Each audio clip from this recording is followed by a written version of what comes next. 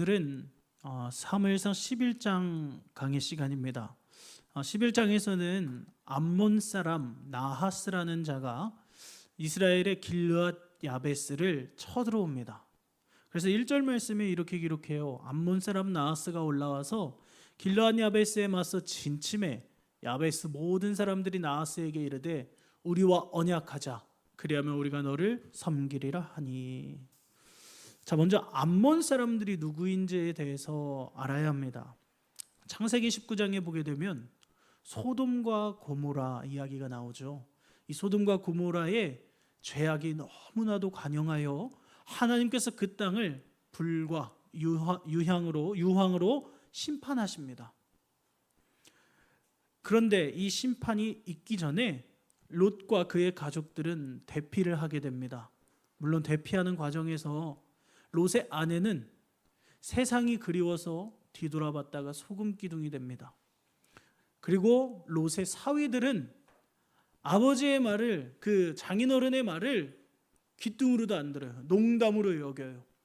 그래서 대피하지 않고 결국 롯이 두 딸과 함께 소알 땅으로 피신하게 됩니다. 그런데 여기서 이해할 수 없는 사건이 발생돼요.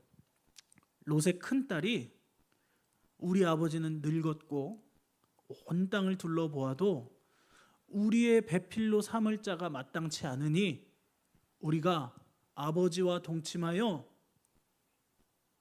이 대를 이어가자, 이렇게 얘기를 해요. 그렇게 해서 이 딸들이 아버지에게 술을 먹이고 하루는 큰 딸이 동침하고 또 하루는 작은 딸이 동침하여 각각 아버지의 자식을 낳게 돼요. 큰 딸이 낳은 자식이 모압이고 작은 딸이 낳은 아들의 이름이 베남미인데 이 베남미가 바로 오늘 이 사무엘상 11장에 나오는 암몬의 시조입니다. 그럼 과연 이 딸들의 행동은 옳은 행동일까요? 결코 옳지 못한 행동이었어요. 하나님의 약속을 신뢰하지 못하는 불신앙적인 행동이었습니다. 이들의 주장은 이제 이 세상에는 우리의 배필이 될 만한 사람이 없다라는 거예요. 우리의 대를 이을 수 없다라는 거예요. 그것이 자기가 딸이니까 우리 아버지에게 아들이 없어서 아버지가 대를 못 잇는다는 얘기인지, 아니면 그냥 자기에게 자식이 없는지, 둘 다 어떤 의미에서든 일단 자식을 낳을 수 없다라는 거예요. 근데 이들이 주장이 옳다면 온 세상 사람들이 다 심판을 받고 남은 사람은 딱 아버지와 자기 딸들 2명, 이렇게만 남아 있어야 이들의 주장이 일리가 있는 거예요. 그런데 심판은 소돔과 고모라 땅만 받았거든요. 다른 땅들은 멀쩡해요. 다른 땅에는 이미 사람들이 살고 있어요.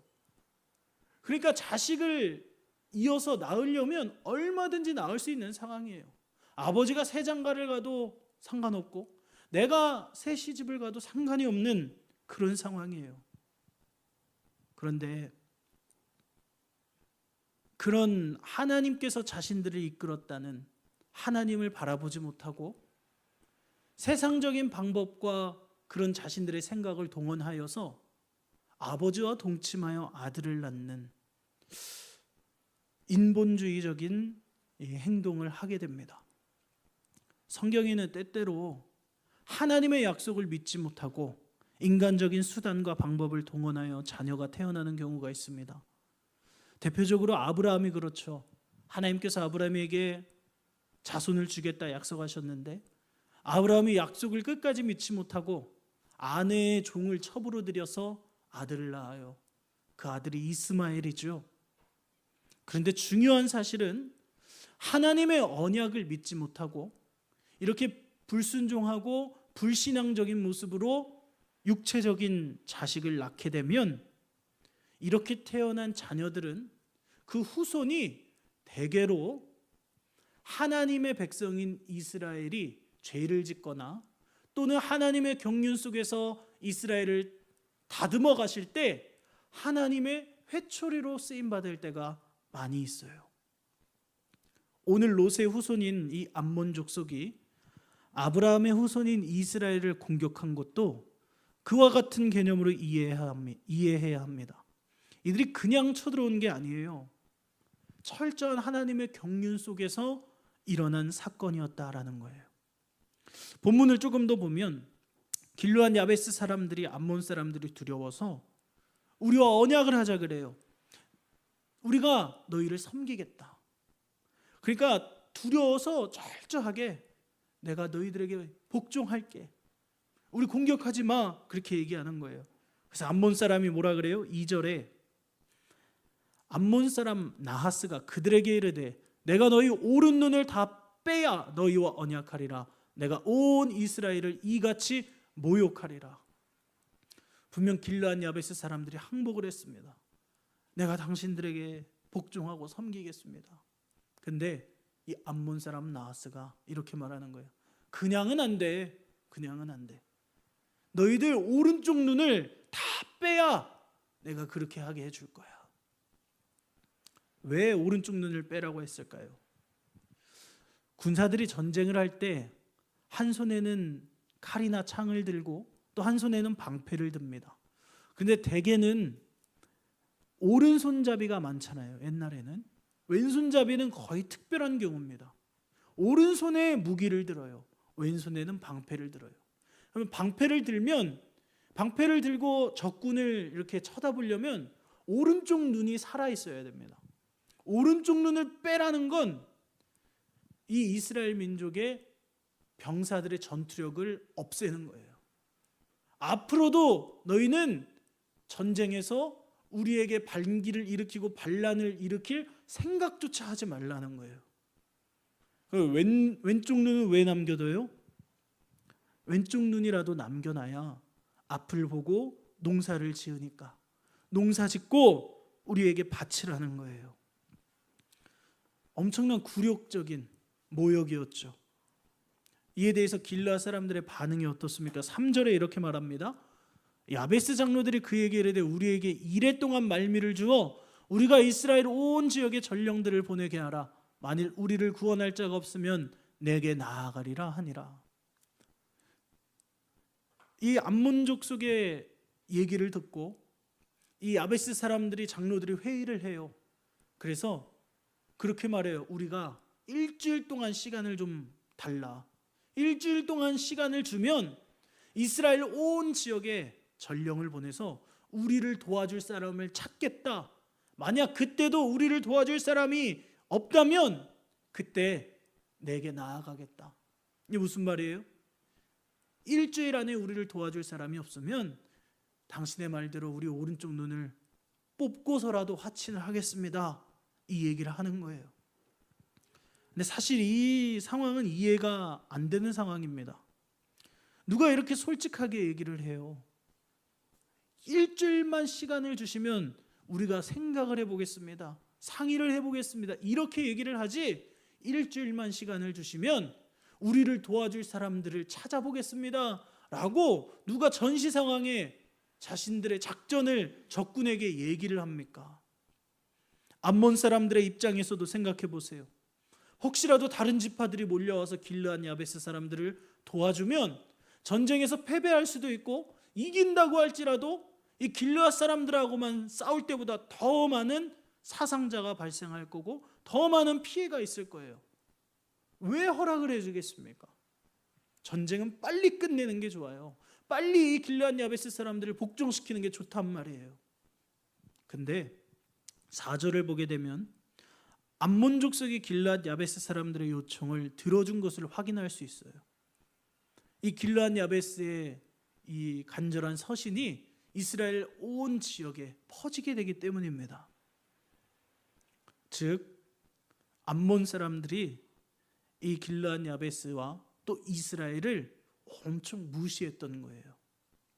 너희들에게 일주일의 시간이 있어서 어떻게 될 건데, 너희들의 다른 족속들이 도와준다고 해서 뭐 달라질 것 같니?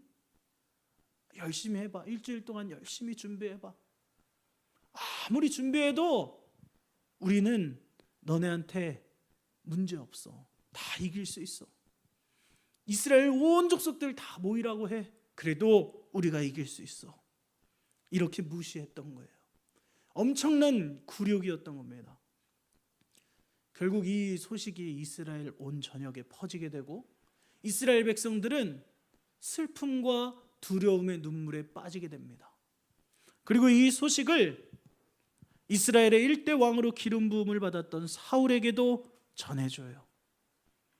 이 소식을 들은 사울이 어떻게 될까? 본문 6절 7절에 사울이 이 말을 들을 때에 하나님의 영에게 크게 감동되매 그의 노가 크게 일어나 한 겨리의 소를 잡아 각을 뜨고 전령들의 손으로 그것을 이스라엘 모든 지역에 두루 보내어 이르되 누구든지 나와서 사울과 사무엘을 따르지 아니하면 그의 소들도 이와 같이 하리라 하였더니 여호와의 두려움이 백성에게 임하매 그들이 한 사람같이 나온지라. 아멘. 성경은 사울이 이 소식을 듣자 하나님의 영으로 크게 감동되었다라고 기록합니다. 그래서 그의 안에 거룩한 분노가 일어나게 돼요. 사울이 왕으로 기름 부음을 받고 12,000명의 백성들 앞에서 제비 뽑아 왕으로 선출되었음에도 불구하고 사실 사울은 여전히 소심했고 그냥 밭에서 소를 몰면서 밭일을 했던 평범한 삶을 보내고 있었어요. 그런데 이방 민족이 이스라엘 민족을 공격하고 조롱하는 이 국가적인 위기 앞에서 사울이 드디어 왕답게 왕처럼 믿음의 각성을 하게 되는 거예요. 그는 하나님의 영으로 크게 감동되었고 그의 마음 안에는 우리를 침략한 저 암몬 족속을 무찔러야겠다는 거룩한 분노가 일어났어요. 그래서 어떻게 합니까? 7절에 한겨리의 소를 잡아 각을 떴대요. 한겨리라는 건 암수 한 쌍을 의미하죠. 암수 한 쌍, 소 2마리를 각을 뜬다는 건 다 조각조각 냈다라는 거예요. 뼈 마디마디를 다 잘라서 이 소를 죽여서 잡아서 다 각을 뜨고 각 지방마다 지파마다 마을마다 서신과 함께 보내는 거예요. 지금 길르앗 야베스에 이러한 일이 벌어졌는데 이 전쟁에 동참하지 않는 자들은 그들의 가축, 그들의 소도 이처럼 각이 떠질 것이다. 엄청난 경고와 함께 백성들에게 왕으로서 전령을 보내는 거예요. 그러자 백성들이 어떻게 돼요? 저 노란 글씨를 보면 여호와의 두려움이 백성에게 임하매 그들이 한 사람같이 나온지라라고 기록합니다. 하나님께서 사울에게 하나님의 영으로 크게 감동되게 하신 것처럼 백성들에게도 임하셔서 백성들이 하나님을 두려워하는 마음이 회복되는 거예요. 여호와의 두려움이라는 건 하나님으로부터 온 두려움이라는 겁니다. 이 백성들에게 이제 하나님을 경외하는 마음, 하나님을 두려워하는 마음, 그 믿음을 회복시켰다라는 거예요. 더불어서 하나님을 향한 그 경외함과 두려움으로 말미암아 암몬 족속을 대적할 수 있도록 백성들의 마음을 하나로 규합해 주셨던 겁니다. 성도 여러분, 여기서 우리가 아주 중요한 신앙의 원리를 발견할 수 있습니다. 우리가 하나님을 두려워하면, 하나님을 경외하면, 그렇게 이 세상에서 살아가고 있다면 우리는 이 세상에 그 무엇도 두려워할 필요가 없다라는 거예요. 하나님을 경외하면 세상을 두려워할 이유가 없어요. 이스라엘 백성들에게 하나님을 두려워하는 이 경외심이 회복되자 암몬 족속이 아무것도 아닌 거예요. 하나님이 우리와 함께 하시는데 그들이 우리를 어떻게 할 수 있겠어요? 그들이 우리를 어떻게 넘어뜨릴 수 있겠어요? 백성들은 하나님만 두려워할 줄 알면 됐던 거예요. 결국 암몬 족속의 침공이라는 위기 앞에 이스라엘 백성들이 한 마음으로 하나 되어 규합하게 됩니다. 무려 33만 명이라는 군대가 소집이 돼요. 사울은 이 군대를 셋으로 나누어서 진두지휘했고 새벽의 기습처럼 암몬 족속을 공격합니다. 그리고 이 암몬 족속이 아주 소스라치게 놀라고 막 크게 자빠지고 넘어지고 도망치게 돼요. 그래서 성경은 기록하기를 도망가는데 둘씩 도망간 사람이 없어요. 둘도 함께한 자가 없다라는 거예요. 도망칠 때 옆 사람은 보이지도 않는 거예요. 옆 동료 전우는 보이지도 않는 거예요. 일단 나부터 살고 봐야 되는 거예요. 혼자라도 일단 주랭랑 치는 거예요. 그러니 이스라엘의 어마어마한 큰 승리였던 겁니다. 이 일을 계기로 사울이라는 사람이 이스라엘의 모든 백성들 앞에서 왕으로서 화려한 대비를 하게 된 겁니다. 그래서 12절에 보면 이렇게 기록합니다. 백성이 사무엘에게 이르되 사울이 어찌 우리를 다스리겠느냐 한 자가 누구니이까 그들을 끌어내소서 우리가 죽이겠나이다. 전쟁에서 막 승리했습니다. 어마어마한 승리를 했어요. 사울의 인기가 하늘을 찌릅니다. 그 가운데 이제 어떤 사람이 얘기하는 거예요. 사울이 어찌 우리를 다스리겠냐고 했던 그 사람이 누구냐? 그 자를 끌어내시옵소서. 우리가 죽이겠습니다. 그만큼 사울을 왕으로 인정하는 분위기였던 거예요.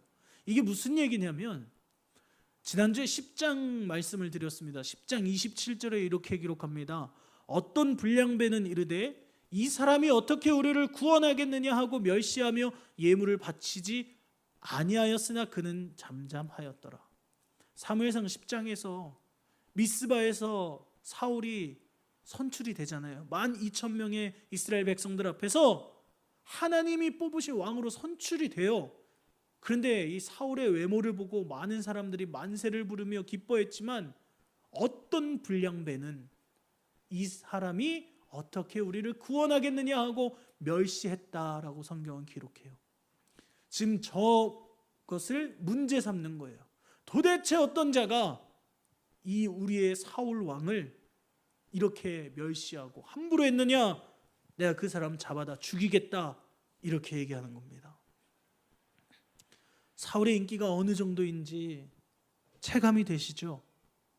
암몬과의 전쟁을 통해서 사울은 왕으로서 화려한 대비를 하게 되고 많은 백성들의 인정과 존경과 인기를 한 번에 받게 됩니다. 그래서 이 인기를 힘입어서 사울은 왕으로서 공식적으로 세워지고 이제 진정한 왕정 시대가 도래합니다. 오늘 본문 14절 15절입니다. 사무엘이 백성에게 이르되 오라 우리가 길갈로 가서 나라를 새롭게 하자.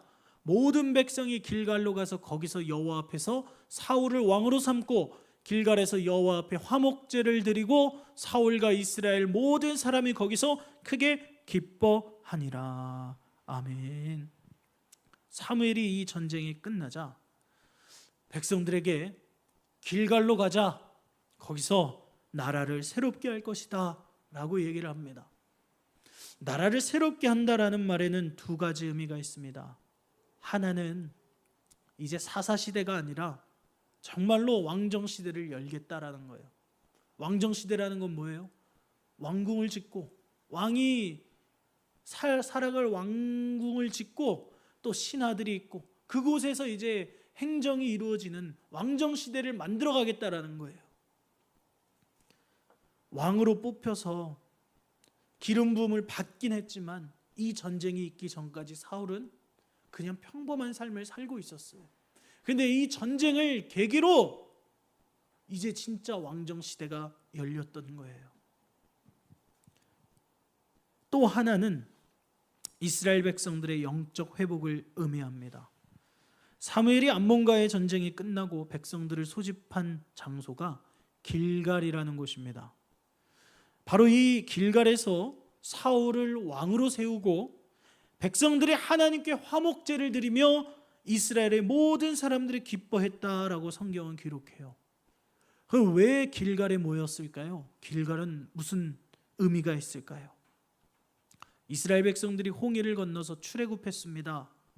그런데 바로 가나안 땅에 입성했던 것이 아닙니다.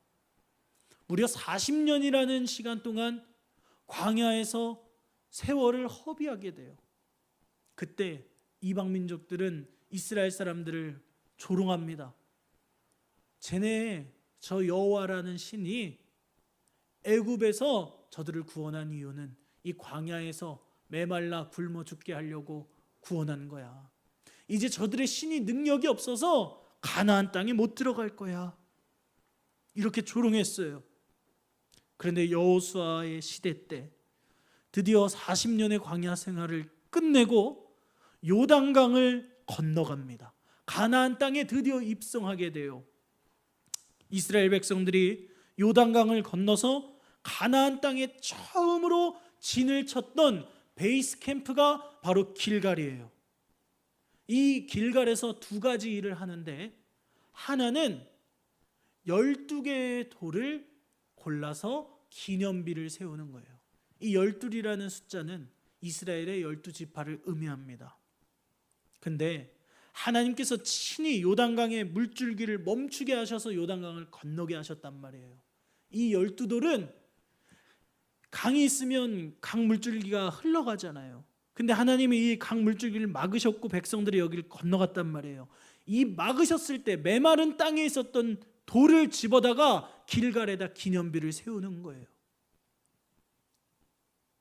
그러면 그 기념비를 볼 때마다 하나님께서 우리를 구원하시기 위해 강물의 물줄기까지 멈추시는 초자연적인 능력을 행하셨다라는 것, 그렇게 우리를 인도하시고 구원하셨다라는 것을 기억할 수 있지 않겠습니까? 부모들이 자녀들을 데려와서 이 길갈로 데려와서 신앙을 교육하는 거예요. 우리 하나님이 우리를 이렇게 인도했단다. 우리 할머니 할아버지를, 너희들의 조상을 이렇게 구원했고 그래서 오늘 우리가 살아있단다. 이 신앙을 교육했다라는 거예요. 그리고 이스라엘 모든 백성들이 요단강을 건너자마자 바로 이 길갈에서 할례를 행합니다. 근데 한번 생각해 보세요. 할례를 행하면 최소한 며칠 동안은 아무 일도 할 수 없어요. 그냥 누워 있어야 됩니다. 이때 당시 진통제가 있습니까? 마취제가 있습니까? 아무것도 없어요. 할례를 행하면 그냥 고통 속에 누워 있어야 되는 거예요. 만약 백성들이 할례를 행한 시기에 가나안 족속들이 쳐들어오면 이들은 힘도 못 써보고 그냥 전쟁에서 패배해야 합니다. 그럼에도 불구하고 이스라엘 백성들은 하나님이 명령하셨으니 순종하여 할례를 행합니다. 사실 인간적인 계산과 인간적인 방법으로는 할례를 행하면 안 돼요. 할례를 만약에 행하려고 했어도 요단강 건너기 전에, 가나안 사람들과 마주하기 전에 했어야죠.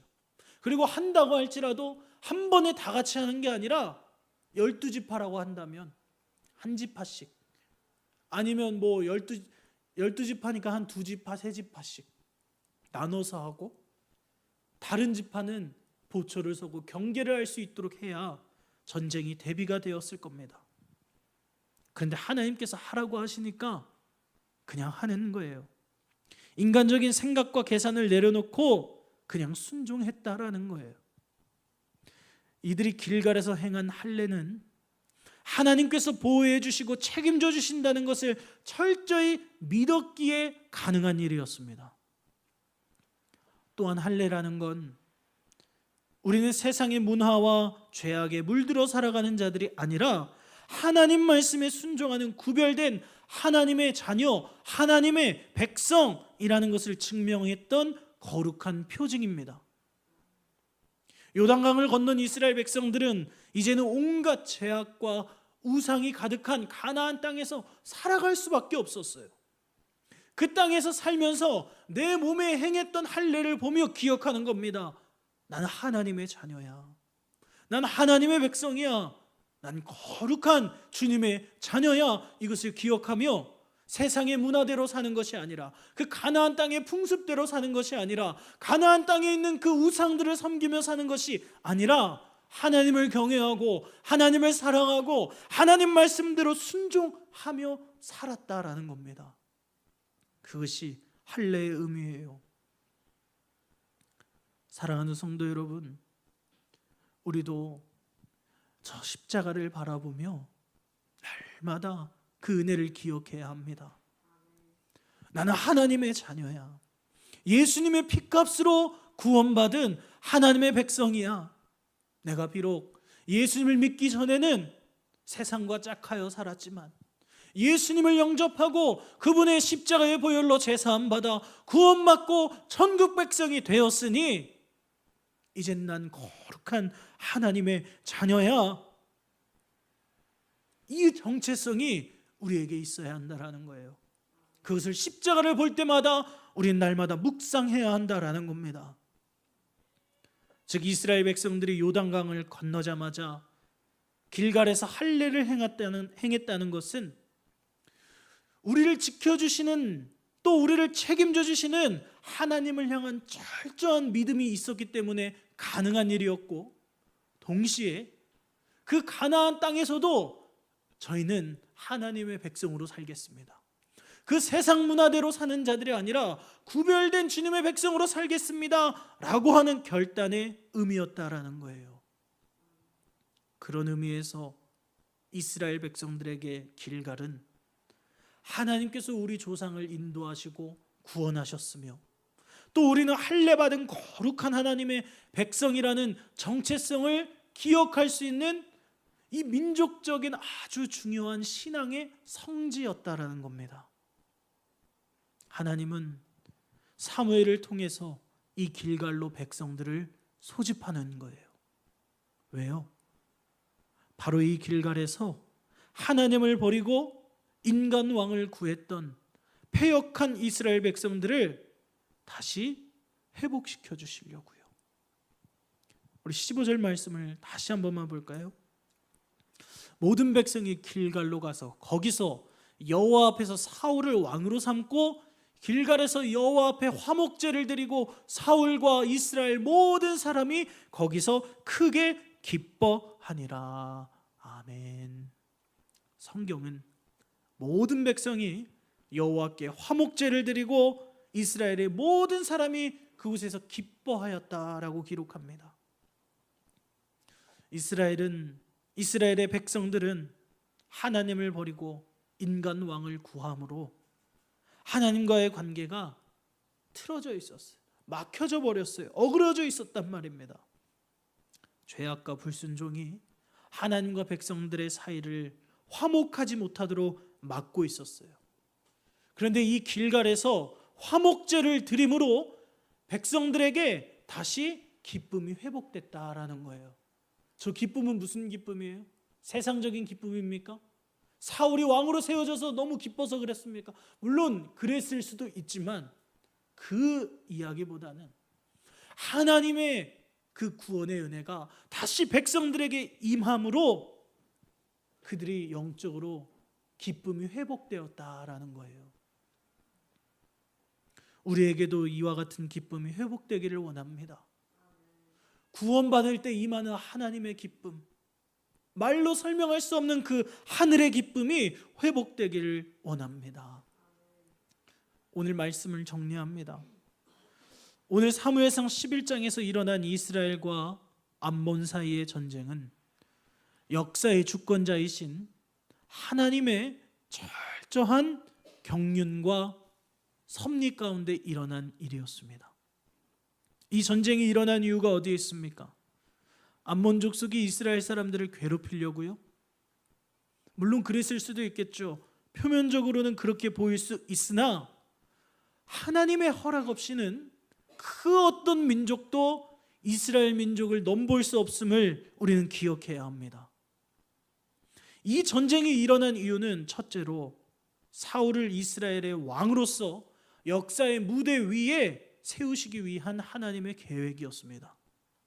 이 전쟁으로 인해 소심했던 사울에게 하나님의 영이 크게 임했고 그에게 왕답게 거룩한 의분이 일어나게 됐어요.